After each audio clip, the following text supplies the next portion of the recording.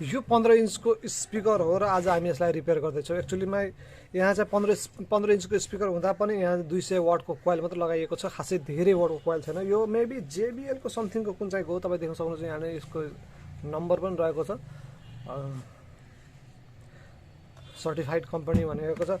र यसलाई धेरै समय अगाडि हामीसँगै बनाउनको लागि ल्याइएको थियो वा रिपेयर गर्न ल्याइएको थियो। त्यतिखेर हामीसँग यसको कोइल थिएन, त्यस कारणले गर्दाखेरि चाहिँ मैले यसलाई रिटर्न दिएको थिएँ। र यो मेबी उहाँले काठमाडौँ समथिङ पठाएर बनाएको भन्दै हुनुहुन्छ, तर उहाँले जहाँ बनाउनु भए पनि यो चाहिँ एक्चुअलीमा राम्रो बनेको छैन। त्यस्तो बन्नुपर्ने जुन त्यो बनेको छैन।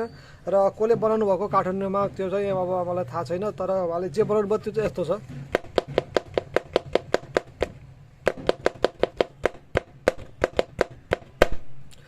कोइल भित्रबाट ठोकिएको छ, जुन चाहिँ कि सही कुरा होइन र यो एकदम राम्रोसँग बनेको छैन। त्यस कारणले उहाँले फेरि रिटर्न दिनुभएको छ हामीलाई नै बनाउनुलाई भनेर।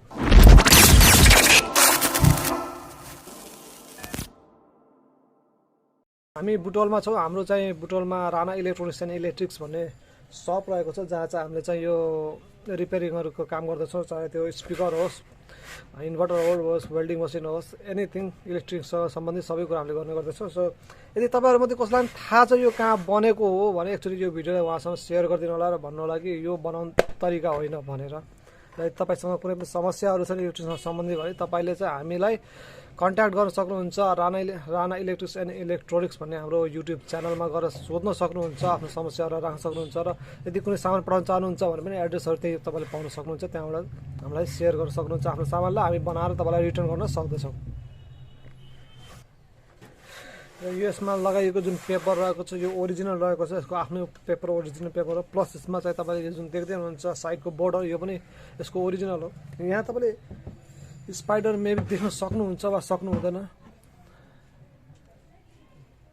यो स्पाइडर यस्तो किनेको लगाइएको छ यो कम्पनीले भनेर यो चाहिँ मलाई पनि एक्चुअली एकदम क्युरियोसिटी बढेको थियो होइन।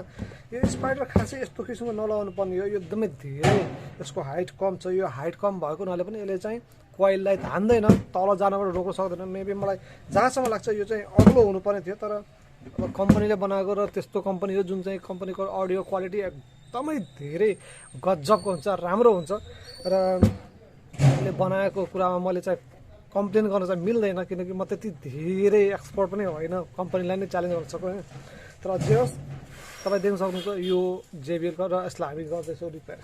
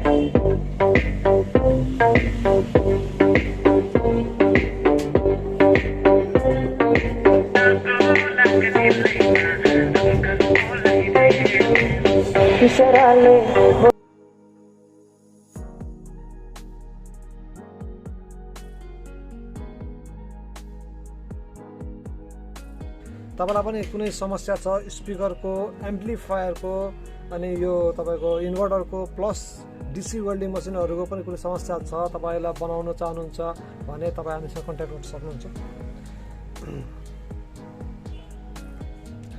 सो आउनु सबैलाई हामी चटक्कै हेरौँ हैन। यसको लागि हामी एडेन्सिभ युज गर्छौं। सो हामी यसलाई एडेन्सिभ युज गर्छौं अनि यसलाई हामी चाहिँ लगाउँछौं।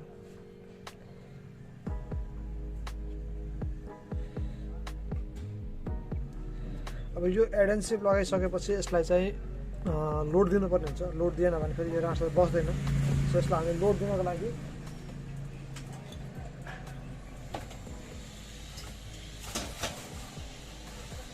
युज गर्छौँ ट्रान्सफर्मरलाई। हामी यसलाई यसरी लोड दिन्छौँ। अब लोड दिइसकेपछि अब एकछिनको लागि हामी अब छोड्छौँ अनि यसलाई छोडिसकेपछि फेरि अर्को कोटिङ गर्छौँ। त्यसपछि बल्ल तपाईँलाई हामी फाइनल गरेपछि फेरि एकचोटि गीत बजाएर सुनाउनेछौँ।